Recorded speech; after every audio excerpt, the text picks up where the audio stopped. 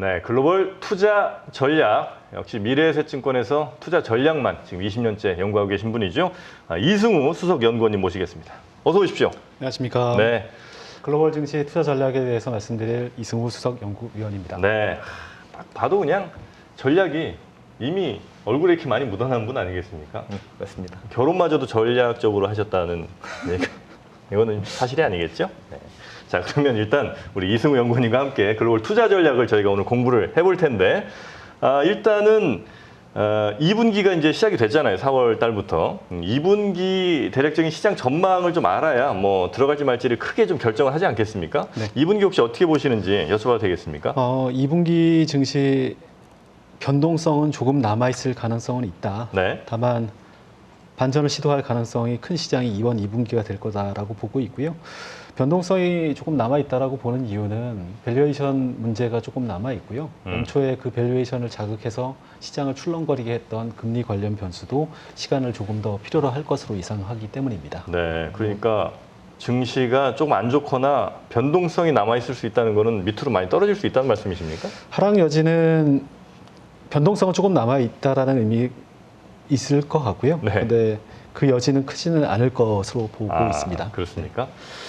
이렇게 뭐 변동성이 크다, 뭐 증시가 잠깐 쉴 수 있다 이런 얘기를 하면 계속 올라간다는 건지 내려간다는 건지 저는 늘 그게 궁금하거든요. 네. 사실 1분기 때 같은 경우에는 네. 저희 이제 뭐 전략 말씀해 주시겠지만 저희가 좀 어려운 시장이지 않았습니까? 1분기 2분기에도 때. 이제 지금 말씀하신 거 들어보면 네. 초반에는 좀 쉽지 않은 국면이 아직은 이어질 수 있다 뭐 이렇게 말씀을 해주시는 것 같은데 맞나요? 네, 사실 맞습니다. 저를 비롯한 많은 개인 투자자들은요, 한 분기도 쉬운 분기가 없었어요. 뭐 작년에는 뭐 다 올랐다고 그러는데 쉽지 않았습니다. 네, 근데 맞습니다. 2분기, 그러니까 올해 2분기 4, 5, 6월은 그 다른 때보다도 더 어려워질 수 있다는 말씀이신 거죠?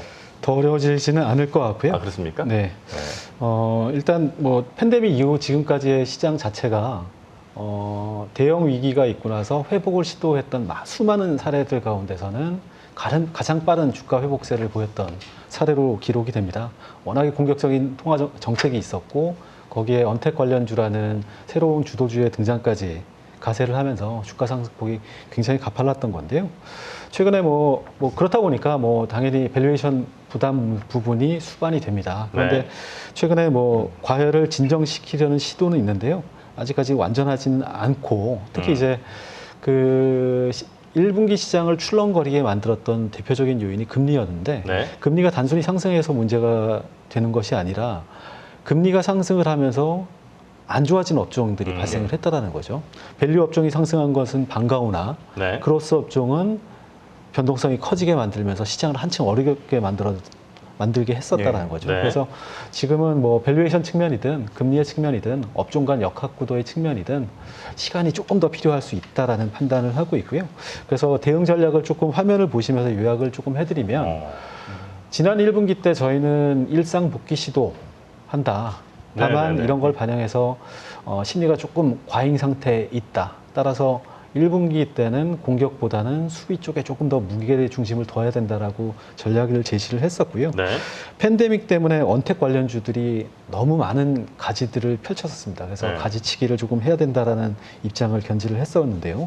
이번 2분기 때는 앞서 말씀드린 것처럼 변동성은 아직까지는 남아있을 가능성이 있다. 네. 이번 2분기까지.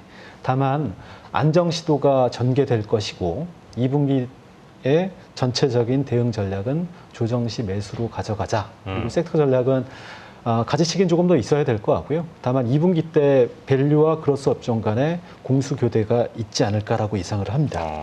일단 잔가지치기는 뭘 치라는 겁니까? 팬데믹 등장을 하면서 네. 전자상거래, 플랫폼, 그다음에 화상회의, 네. 원격 진료 수많은 가지들이 펼쳐졌죠. 네.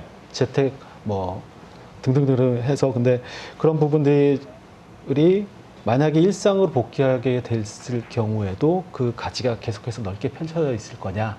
그렇지 않을 거다라고 보는 것이고요. 조금 일상 복귀하는 것만큼 가지를 조금 좁혀나가고 핵심 플랫폼 기업 등으로 좀 압축해 나가자라는 의미입니다. 확실한 친구들로 좀 몰아나가야지 괜히 네. 수익성이 좀 좋을 것 같아서 샀던 여러 뭐 종목들이 좀 있다면 그 친구들을 조금 정리하는 것도 네. 괜찮은 방법일 수 있다. 네. 이런 말씀이시죠. 제가 봤을 때 1분기랑 좀 많이 다른 부분은 2분기에는 이제 많이 빠지면 이제부터는 좀 사들어가죠. 매수를 해도 된다 네, 이런 말씀인데 맞습니다. 뭐 투자자분들도 그 말씀은 약간 솔깃하실 것 같습니다. 네. 이게 사도 되는 건가? 정프로님 어떠십니까? 아, 저요? 예. 저는 이제 늘 풀매수 상태거든요. 그리고 지금 당장 뭐 현금이 없긴 한데 현금 생기는 대로 전 계속 살 겁니다. 예, 사는데 이제 뭘 사느냐가 좀 문제가 될 것 같아요.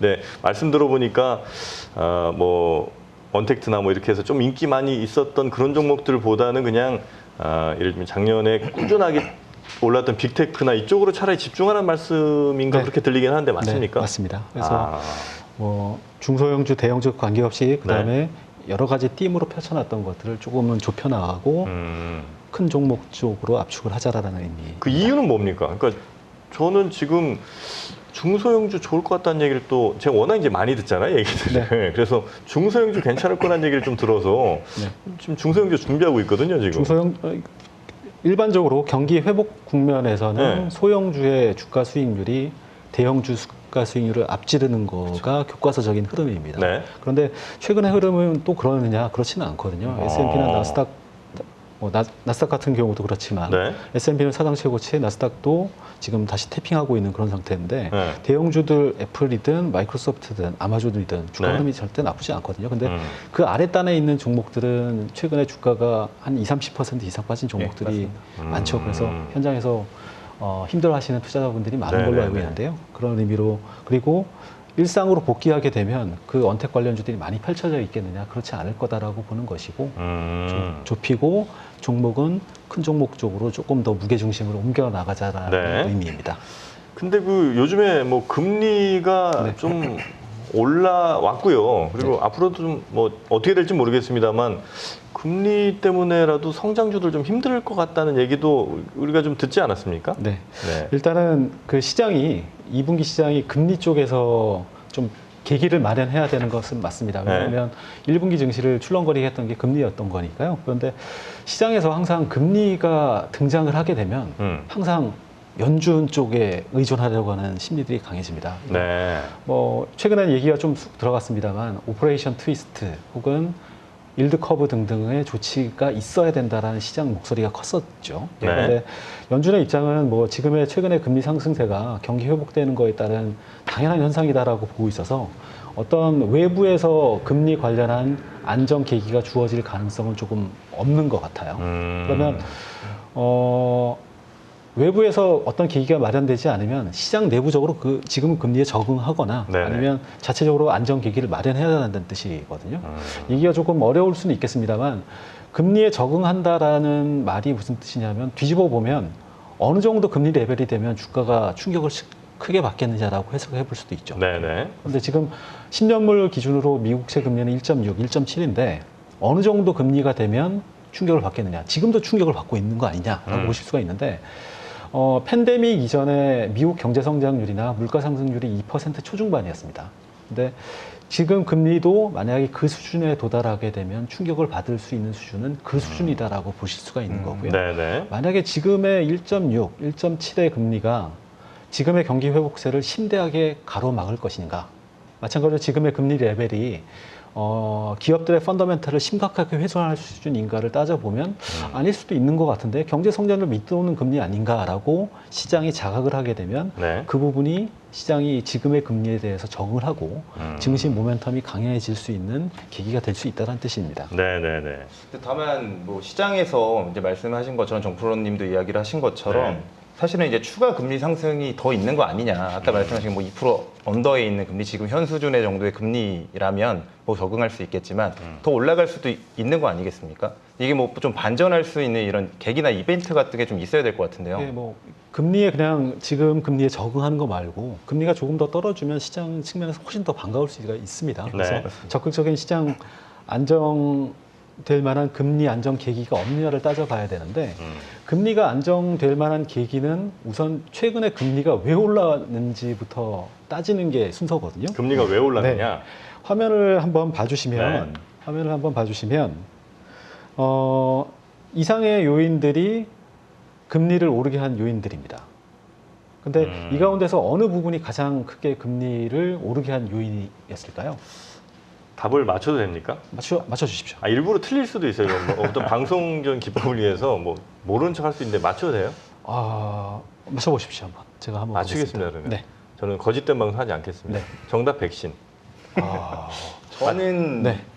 정부의 재정 정책이라고 생각을 하는데 백신인가요? 역시 예리하십니다. 백신이죠? 그 백신이라고 생각을 합니다. 왜냐하면 네. 보시는 요인들이 금리 상승에 영향을 미친 것은 다 맞아요. 그런데 딱 한 가지만 꼽으라고 했을 때는 뭘 네. 꼽겠냐고 했을 때는 저는 백신이 돼야지 된다라고 판단을 하는 것이고요. 네. 왜냐하면 백신이 없었으면 경기 부양책, 경제 오픈, 경기 회복세 다 가능하지 않기 때문입니다. 네, 그래서 네, 네. 백신이 최근에 금리 오른 거에 가장 큰 영향을 줬다라고 판단을 하실 수가 있을 것 같고요. 자, 백신 제가 역시 뭐 정답을 맞출 수밖에 없는 그런 상황이었고요. 지금 제가 이제 채팅창 쭉 보고 있습니다. 몇 분은 이제 확실한 제가 직원분으로 제가 이제 판단을 하고 있거든요. 나상섭님, 미래에셋증권 다니시죠 이분? 네, 있을 겁니다. 저는 누군지 네, 있어요. 모르겠어요. 네, 주인한 네. 주한이님, 하여튼 이런 분들이 지금 보니까 한 3분에 한 번씩 계속 너무 좋은 내용입니다. 귀에 쏙쏙 들어와 지금 이러고 계시거든요. 네, 직원분들 확실합니다. 네, 물론 이제 그게 나쁜 건 아닙니다. 직원분들도 들으셔야죠. 이 내용 아셔야 됩니다.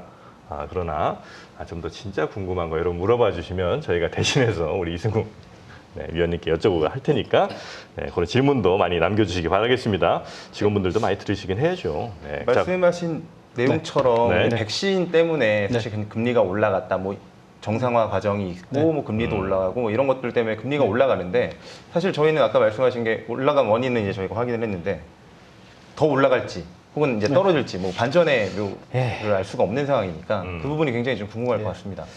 그 백신 때문에 금리가 올랐다라고 말씀을 드렸습니다. 근데 네. 지금의 올라간 금리가 시장을 출렁거리게 하는데 마찬가지로 시장이 안정될 계기 역시 백신 쪽에서 금리 안정책, 증시, 뭐 모멘텀 역시 백신 쪽에서 찾을 수 있다라는 판단입니다. 네. 좀 모순되는 얘기 아니냐? 백신 때문에 금리 올라는데 어떻게 다시 백신 때문에 금리가 안정되느냐라고 하실 수 있는데요. 먼저 미국의 사례를 한번 보겠습니다. 네. 미국의 백신 접종이 시작되면서 미국의 금리는 1%대에 도달을 했습니다. 그런데 백신 접종이 빠르게 진행이 되면서 금리도 가파르게 상승을 하죠.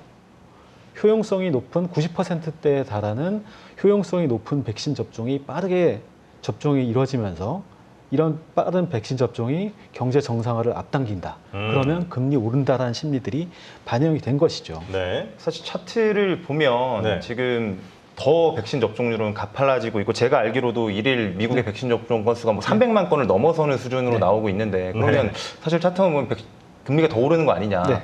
라고 질문하실 수 있을 것 같은데. 네. 이 차트만 보면 금리 더 오를 수가 있을 것 같고요. 이 차트를 만들어낸 이후에 네. 백신 접종이 더 진행이 돼서 지금 미국의 백신 접종률은 40%를 넘고 있는 네, 네. 그런 상태인데요. 이 차트만 보면 금리 더 오르겠네라고 걱정하실 수도 있죠. 금리 더 오를 수도 있습니다. 그런데 룸은 크지 않을 거고 현재부터는 금리가 더 오르더라도 향후에 금리가 안정될 가능성을 더 적극적으로 찾아야 되는 게 이 네. 차트다라고 말씀을 드리고 싶습니다. 네. 왜냐하면 지금 백신 접종을 가장 빠르게 진행하고 있는 나라가 전 세계에서 이스라엘이거든요. 이스라엘이죠. 그렇죠. 보시면 네. 이스라엘은 그 전 국민 가운데서 백신 한 번 이상 맞은 분들이 60%가 넘고 두 번 모두를 맞으신 분들이 50%를 넘거든요. 근데 네. 이스라엘 역시 백신 접종이 빠르게 진행이 되면서 이스라엘 금리도 가파르게 상승을 합니다. 근데 이 차트가 시사하는 바는 뭐냐면 네네. 마찬가지로 빠른 접종이 경제 정상화를 앞당겨서 백신 그 금리를 오르게 만든다는 뜻인데, 오히려 근데 집단 면역 수준인 백신 접종률 50%를 넘어서면서부터는 오히려? 금리가 더 이상 추가 상승하는 모습이 아니거든요. 안정되더라. 그래서 이 공식을 미국에도 동일하게 대입을 해보면 네. 미국의 접종률이 집단 면역 수준인 문턱인 50%를 넘게 되면 오히려 금리가 안정을 시도할 가능성이 있는 것이 아니냐. 네. 즉 최근의 금리 상승은 경제 정상화 등을 반영해서 금리가 선반영한 것이다라고 네. 보실 수가 있을 것 같습니다. 그리고 지금 뭐 굉장히 많은 분들이 백신을 채팅창에 엄청 쓰고 계세요. 백신을 맞추면 이게 커피 받으시는 줄 아는 것 같은데 그건 아니죠, 여러분. 네. 백신을 쓴다고 지금 커피 받으시는 건 아니니까요. 백신 이제 그만 쓰셔도 됩니다. 백신만 지금 한 600개가 올라갔어요. 댓글에. 그래갖고 아마 이거 혹시 우리 스타벅스 커피 받으시는 걸로 잠깐 오해하실 수 있는데 그 스타벅스 커피는 1000분께 이번 주, 다음 주, 또 다다음 주까지 3,000분께 드리는 거고. 네, 맞습니다. 요 백신 쓴다고 드리는 건 아니니까 오해 없으셨으면 좋겠습니다. 자, 그래서 금리가 올라가면서 뭐 경기도 다시 정상화되고 뭐 이런 분위기에서 이제 백신 접종률이 높아지면 금리도 올라가는 거 아니냐 걱정을 했지만 이스라엘 사례를 보다 보니 오히려 어느 정도 수준 이상으로 올라가면 금리는 오히려 떨어지더라, 안정되더라. 안정될 가능성이 있을 것 같다라고 네. 본 것입니다. 그러면 이제 미국도 지금 거의 뭐 이번 달 말 그리고 다음 달 네. 한 초중반 정도 되면 상당히 많은 분들이 네, 아마 그렇죠. 전인구 50% 이상 이렇게 네. 맞으실 것 같으니까 네. 그렇게 되면 미국 금리도 역시 정점 찍고 내려올 가능성이나 아니면 더 이상 올라가지 않을 가능성에 무게를 더 두신다는 거죠. 무게를 두고 있는 것이고요. 네. 지금도 그 과정이 좀 진행이 되고 있는 것 같아요. 그래서 최근에 뭐 고용 지표, 그다음에 물가 지표 좋게 나오고 있는데도 불구하고 금리가 추가로 상승하는 데 힘을 비춰하는 모습들이 아마 그런 부분 쪽에 백신 쪽에서 나오는 영향이 아닐까라고 추정을 해봅니다. 네, 알겠습니다. 금리는 이제 그렇게 갈 것 같은 느낌. 그런데 이제 말씀하신 것처럼 금리가 뭐 소폭 내려가는 움직임이 나타날 수 있는데 백신을 맞으면 네. 맞을수록 이제 집단 면역이 만들어지면 이제 정상화가 사실 되는 거지 않습니까? 네. 정상화가 되면 네. 이제 지금까지 완화적인 통화 정책이나 재정 정책을 써왔던 정부 입장에서 사실은 정책을 선회할 가능성도 그게 가장 큰 우려가 될 수 있을 것 같은데. 예, 뭐 지난 1분기 시장이 흔들렸던 가장 근본 밑단에 깔려 있는 우려가 그 우려인 것 같아요. 그러니까 백신이 경제를 정상화시키면 정책 역시 정상화되는 거 아니냐는 우려가 근저에 깔려 있는 것 같습니다. 이른바 정책 엑시트에 대한 우려인데요. 근데 이 부분에 대해서는 조금 쉽게 생각을 했으면 좋겠습니다. 왜냐하면 지금의 제로 금리 정책, 엄청난 돈을 쏟아붓는 경기 부양책 같은 재정 정책을 통한 부의 효과 이외에 경기를 부양시킬 만한 카드가 있느냐를 반문해 보면 네. 정책 엑시트에 대한 우려는 과하다. 지금의 미국 정부가 정책을 엑시트할 가능성은 희박하다라는 결론을 내릴 수 있지 않을까 싶고요. 그런 단순한 논리 이외에 최근에 뭐 시클리컬한 요인이나 아니면 구조적인 요인도 조금 점검을 해볼 필요가 있는데 최근에 고용지표 좋게 발표되고 있다고 말씀드렸습니다. 예. 경제가 정상화되고 있는 것이니까. 그런데 고용 지표도 좋게 발표가 되고 있습니다만 이런 부분들은 일시적으로 고용 시장에서 이탈하셨던 분들이 다시 복직을 하시면서 나타나는 현상이거든요. 예. 그런데 팬데믹으로 인해서 아예 없어진 일자리가 있거나 기업이 영구적으로. 사라진 부분들도 있다는 네. 거죠. 그런데 이 부분들은 고용 시장으로 복귀를 못하거나 복귀하더라도 시간이 많이 걸리겠죠. 당연히 뭐 그 인플레를 혹은 정책을 정상화시키기에는 부담 요인으로 작용할 수 있는 부분이 되고요. 네. 특히 물가 지표에서 한 30% 비중인 30%나 되는 큰 비중을 차지하는 부분이 주거 관련 비율이에요. 그런데 팬데믹 터지면서 앞서서 플랫폼 기업, 원택 관련주들을 말씀드렸습니다만 재택 근무 수단들이 많이 늘어났죠. 네. 그렇죠. 그렇습니다. 반드시 직장 근처에서 비싼 렌트비 내가면서 근무할 필요가 없어진 부분들이 있습니다. 그래서 최근에 뭐 실리콘밸리든 아니면 월가든 임대 비용들이 크게 하락을 했습니다. 하락을 했어요? 네. 임대 렌트 비용들이 증가율을 기준으로는 많이 빠져 있는 그런 상태고요. 네. 그러면 이런 부분들이 물가 상승률을 조금 눌러주는 효과를 낼 수가 있고 마찬가지로 과도하게 빨리 정책을 엑시트해야 될 부분들을 네. 눌러주는 효과들이 있을 거다라고 보는 거고요.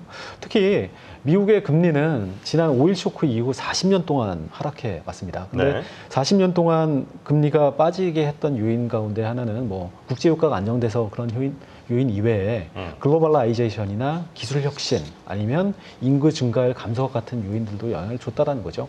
물론 이제 글로벌라이제이션은 미중 간 무역 전쟁이 혹은 미중 간 패권 전쟁이 격화되면서 약간 위협을 받고 있습니다만 네. 아마존 효과와 같은 기술 혁신들은 유지가 되거든요. 불가역성이 있고 그리고 특히 이제 장기적으로 그 물가 상승률에 영향을 주는 부분이 인구 증가율 측면입니다. 네. 화면에서 보시는 것처럼 인구 증가율이 물가 상승률은 인구 증가율에 영향을 받는 흐름들이 나타나고 있고요. 우리나라 같은 경우도 뭐 전 세계적으로 가장 낮은 출산율 때문에 네. 사회적 문제가 크게 거론되고 있듯이 전 세계적으로 출산 증가율이 낮은 상태에서 구조적인 인플레이션이 나타나겠느냐 그럴 가능성이 조금 낮다라고 판단을 하는 것이고요. 근데 말씀하신 내용처럼 사실 네. 저희가 작년이랑 비교를 했을 때 이제 지금 올해 들어서 네. 이 영구적인 실업자 수는 아까 차트에서 보셨겠지만 네. 별로 변화가 없이 오히려 증가 네. 추세가 유지가 되는 것 같고요. 그러니까 시크리컬 요소는 변하지 않았다. 네. 그리고 말씀하신 기술 발전이나 뭐 인구 구조의 변화, 뭐 사실 이런 구조적 요인들도 크게 변하지 않지 않았습니까? 네. 근데 그럼에도 불구하고 시장은 왜 이제 금리 관련해서 계속 네. 예, 말씀 많이들 하시잖아요. 네. 주변에서도 네. 아, 금리 올라갈 거라고 얘기하시는 분도 있고 아니라고 말씀하시는 분들도 있지만 시장은 사실 좀 우려하고 있는 거 네. 아닙니까? 그 부분은 아무래도 그러니까 시장의 속성이나 심리하고 관련돼 있는 것 같아요. 네. 그러니까 뭐 지난달 FOMC도 있었습니다만 우리는 제로 금리를 상당 기간 유지할 것이다. 최소 2024년까지 유지할 것이다라고 대놓고 얘기를 하고 있는 그런 상태고요. FOMC 이후에 주요 연준 인사들도 동일한 문법을 계속해서 사용하고 있는 그런 상태입니다. 그런데도 불구하고 왜 시장은 계속해서 의심을 하느냐인데 지금과 같은 의심이 많은 시장 국면이 금융위기에도 있었죠. 네. 그러니까 2008년에 금융위기가 마감되고 나서 경제 정상화가 되고 나니까 올해는 정책을 엑시트할 것이다. 만약에 올해 정책 엑시트가 없었으면 내년에는 반드시 정책 엑시트가 있겠지라는 의심 국면들이 거의 매년 등장을 했었어요. 그게 크게 작용하면은 2013년과 같은 테이퍼 텐트럼으로 나타났었던 거고 네네. 조금 작게는 그런 국면들이 2008년 이후 거의 매년 있었다라는 거죠. 그런데 정작 연방 기준 금리인 정책 금리는 2015년 말에나 인상이 됐었고요. 네. 그래서 경제가 정상화되고 나니 정책 엑시트가 있지 않겠느냐는 우려, 즉 정책을 한 발 앞서서 예상하고 그에 대응하려고 하는 시장 심리, 시장 속성이 이번에도 발휘되고 있는 것이 아닌가라고 추정해 볼 수가 있을 것 아니, 같습니다. 혹시 이 시장에 의도된 의심 같은 건 아닙니까? 예를 들면 이 의심을 자꾸 이게 함으로써 더 못 올리게 이게 자꾸 금리 올리는 거 아닙니까? 이렇게 자꾸 시장이 의심하고 그럼 우리 죽습니다 이런 시그널을 자꾸 연준에 줘서 연준이 오히려 그 금리 못 올리게 자꾸 만드는 거 이런 건 아닙니까? 두 발 앞서서 예상한다? 네. 아, 대단하십니다. 그럴 수도 있을 것 같아요. 아, 그럴 수도 있죠. 아니, 아무리 봐도 너무 이렇게 과잉 반응들을 하는 것 같아서. 물론 이제 그 금리가 굉장히 중요하지만, 그래서 혹시 의도된 건 아닌가 하는 의심을 저는 이제 잠깐 해봤는데, 그럼 이제 이 상황에서 네. 제일 중요한 게 전략 아니겠습니까? 예, 전략. 어떻게 우린 짜가면 되겠습니까? 2분기 증시 전반적인 대응 전략은 네. 조정시 매수로 가져가자라고 제시를 해드립니다. 지난 1분기 증시의 대응 전략이 반등할 때 조금 줄이자, 반등할 때 일부 현금 비중 확보하자라는 거였다면 1분기가 네. 네. 이번 2분기는 조정시 매수해 나가자. 조정시 비중 확대로 가져가자. 그 3분기를 더 좋게 보신다는 거예요? 네, 하반기 시장을 더 좋게 볼 수가 있을 것 같고요. 아, 그렇습니까? 아, 왜요? 정책이 남아 있고요. 네. 그다음에 경기가 정상화되는 거니까 반영을 해서 주식시장이 좋을 것으로 예상을 하고 있는 것입니다. 정책이 남아 있고 경기는 더 좋아지고. 정책이 그 후퇴하지 않을 거고, 네. 그다음에 금리가 안정을 찾으면서 음. 증시 반전의 계기를 마련을 할 것이고, 그러면 그 정책 관련된 친구를 사야 됩니까? 네, 정책 관련주들도 있을 것 같고요. 네. 마찬가지로 관심을 가져봐야 될 부분은 먼저 플랫폼 기업일 것 같은데요. 앞서서 그러니까 2분기에는 밸류와 그로스 업종 간의 선수 교대, 공수 교대가 있을 것 같다라고 말씀을 드렸습니다. 네. 특히 이제 플랫폼 기업 등은 1분기에 그로스 업종이 약세를 보이면서 조금 흔들렸던 부분들도 있고 하니까 관심이 가장 먼저 가는 업종이 플랫폼 기업인데요. 네. 코로나가 종료될 가능성이 있음에도 불구하고 파괴적 혁신이라는 게 불가역성이 있지 않습니까? 그래서 지속될 거다라고 보는 거고, 다만 플랫폼 기업들의 시장 견인력은 이전만 못할 가능성이 조금 있다라고 판단이 되어집니다. 그래서 앞서 말씀드렸던 것처럼 플랫폼 기업들 혹은 언택 관련주들은 가지를 조금 치자라는 전략을 제시를 해드렸던 거니까요. 네. 이 부분을 유념해서 대응을 해주시면 될 것 같습니다. 화면을 보면 사실 이제 반도체가 가장 가운데 좀 있는 것 같은데 네. 사실 어제 월요일이죠. 월요일에 이제 바이든 대통령 주관 하에 이제 글로벌 반도체 기업 뭐 화상회의도 네, 네. 있었고 뭐 삼성전자도 사실 참여를 했다라고 들었습니다. 최근에 뭐 자동차 반도체 쇼티지 현상도 있는데 네. 그럼 역시 반도체는 중요하다 뭐 이렇게 보시는 겁니다. 네, 뭐 100억간 주도의 반도체 관련 기업들의 화상회의 있었다고 하는데요. 네. 단적으로 얘기하면 반도체 기업들의 몸값을 올려주는 이벤트다라고 보시면 될 것 같아요. 그러니까 트럼프 대통령 재임 시절에 미중 간 무역 전쟁은 그 포커스 자체가 무역 혹은 관세에 맞춰졌지 않습니까? 근데 이제 바이든 정부 들어서 바뀐 부분은 네. 그 전선이 기술이나 금융 쪽으로 이전을 한 것 같아요. 그리고 기술 쪽의 전선에서는 반도체 부분이 핵심일 것 같고요. 이렇게 미중 간의 무역 기술 전쟁, 반도체 전쟁이 격화된다라고 했을 때는 당연히 반도체 기업들 쪽에 수혜가 있을 것 같고 몸값도 자연스럽게 높아지지 않을까. 반도체도 뭐 반도체 만드는 회사가 있고 네. 반도체 장비하는 회사가 네. 있고요. 소재하는 회사도 있고 네. 포장하는 회사도 있을 거 아닙니까? 네. 예, 어디입니까? 제가 뭐 그 섹터 애널리스트는 아니어서 네. 개별적인 그 하단까지는 말씀을 드리기는 어렵고요. 네. 그다음 회사 컴플라이언스 규정상 아, 그렇습니까? 개별주에 대한 언급은 조금 할 수가 없어서 뭐 개별주는 아니더라도 반도체 뭐, 예. 관련주라고 뭉뚱그려서 말씀을 드리겠습니다. 아, 네. 그래요?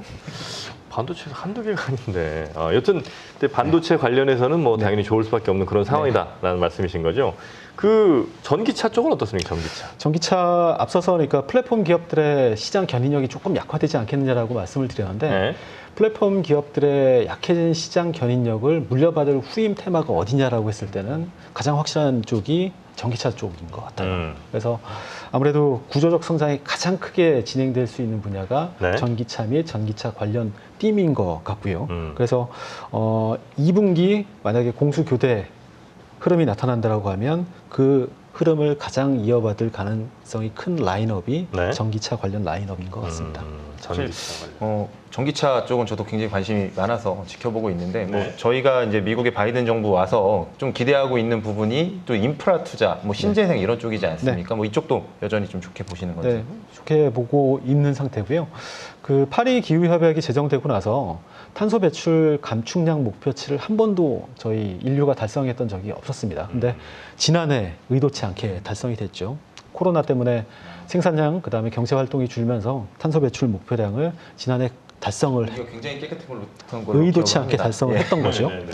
근데 이제 그 뭐 온난화 방지 위해서 탄소 배출을 감축을 해야 되는 건 앞으로도 10년간 굉장히 주력을 해야 되거든요. 네. 10년간 달성을 해도 그 환경 그걸 되돌릴 수 있을지 없을지가 가늠이 되는 향후 10년이 될 거라서 싸고 친환경적인 에너지 쪽으로 나아가려는 추세 자체는 변하지 않을 것 같습니다. 그래서 신재생 에너지뿐만 아니라 신재생 에너지가 포함된 ESG 쪽으로는 관심이 유망할 것 같고요. 네. 특히 이제 그 인프라 투자 계획도 바이든 정부가 발표를 했죠. 지난 네. 10년간 뭐 미국의 인프라 투자는 부문을 가리지 않고 굉장히 다 적어 왔었습니다. 그런데 이런 부분을 만회하겠다라는 입장을 표명한 것이니까요. 인프라 관련주에 대한 관심 역시 필요해 네. 보입니다.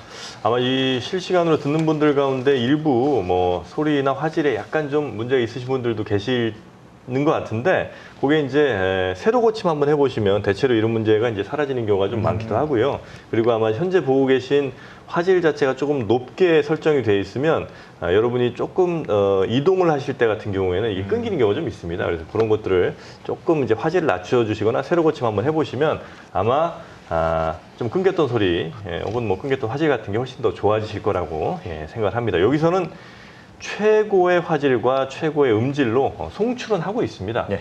그걸 이제 유튜브가 좀 못 받는 수는 있는데 여기는 뭐 더 이상 유튜브 상황에서 더 좋을 수는 없어요. 이렇게 돈 많이 들여갖고 나는 좀 너무 부럽습니다. 여튼 이런 방송 장비 뭐 이런 거는 별로 이렇게 전망이 밝지는 않습니까? 유튜브 하는 사람들 많을 거 아니에요. 거기까지는 아직 연구가 좀 덜 돼 있다고 봐야 되겠죠? 네, 알겠습니다. 그 끝으로 보면 진짜 요 테마는 괜찮은 것 같다. 혹시 하나 더 주실 만한 게 뭐 있습니까? 지금까지 주신 게 반도체, 전기차, 그다음에 신재생 ESG 뭐 이런 거잖아요. 네. 이건 너무 앞서서 금리가 오른다라고 말씀드렸지 않습니까? 네. 경기 정상화된다. 네. 그러니까 쉽게 말해서 인플레이션 환경이 조성이 된다는 건데 인플레이션이라는 게 뭐 다른 게 아니지 않습니까? 가격이 오르는 거고요. 가격이 오르게 되면 소비자나 아니면 시장에 저항이 있기 마련입니다. 네. 그런데 그런 가격 전가 혹은 물가 상승을 그대로 전가할 수 있는 기업들이 어디냐를 찾아보는 것도 네. 유망한 테마가 될 것 같습니다. 뭐 단적으로 브랜드 경쟁력이 높은 기업, 가격 전가를 수월하게 할 수 있는 기업들이 될 것이다라고 네. 보면 될 것 같고요. 프라이싱에 대한 가격 저항이 적은 기업이 마찬가지로 유망한 띠이 될 수 있을 것 같습니다. 바가지 씌워도 사람들이 살 수밖에 없는 거. 쉽게 말하면 그렇습니다. 네. 뭐 어렵게 말하실 필요 없잖아요. 네. 그리고 이제 제가 중간중간 이렇게 제 폰으로 이렇게 여러분 실시간 창을 보고 있는데, 야, 정프로 저거는 왜 폰으로 저걸 보고 있나 하는 분들도 계실 겁니다. 여기서 제가 하나 공개하겠습니다. 지금 여러분이 보고 계신 제 앞에 있는 이 노트북은요, 완전히 검정 화면입니다. 예, 아무것도 아니에요. 여기에서 뭐 제가 유튜브를 지금 보면서 채팅한 건가 혹시 생각하시는 분들이 있을 수 있는데, 그냥 유튜브, 이거 이제 장식품입니다. 소품. 네, 아무것도 아니고 여기 또 종이를 놓고 보고 있어요. 이게 무슨 바보 같은 짓입니까? 이러진 않았으면 좋겠는데, 어쨌든 오늘은 이렇게 돼 있으니까 뭐 하긴 합니다만, 저는 여러분의 채팅창을 제가 지금 폰으로 보고 있다, 그 말씀 좀 제가 드리도록 하겠습니다. 자, 그래서 반도체, 전기차, ESG, 신재생, 그리고 마지막 하나는 프라이싱에 대한 소비자 저항이 적은 기업. 네. 바가지 씌워도 얼마든지 사람들이 기쁘게 맞아주는 그런 기업들. 대표적으로 명품 기업 명품 기업, 내지는 스타벅스 같은 이런 회사들도 가능할까요?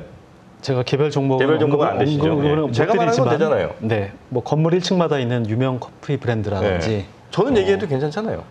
예, 그렇죠. 네. 제 입까지 막진 않았으면 좋겠습니다. 예, 스타벅스 같은데 이런 예. 데가 이제 가격이 좀 올리더라도 보통 소비자들이 크게 저항 없이 그쵸. 가는 것들이 아닌가 이런 생각이 좀 듭니다. 명품 파는 회사, 이런 회사들. 혹시 또 궁금한 거 있습니까, 우리 박광남 연구원? 뭐 저는 굉장히 유익한 내용이었기 때문에 더 이상의 질문을 크게 서로 드리지 같은 않아도 직원들끼리 이렇게 칭찬은 우리 안 했으면 좋겠어요. 그런가요? 어차피 이건 굉장히 유익했습니다. 요소에 아주 유익한 내용들이 많이 있었기 때문에 시청자들이 유익하다고 해야죠. 자, 그러면 시청자분들 질문 혹시 또 우리 이승호 연구원님께 궁금하신 게 있으시면 제가 즉석에서 한두 개 정도 소화할 수 있으면 소화하고요.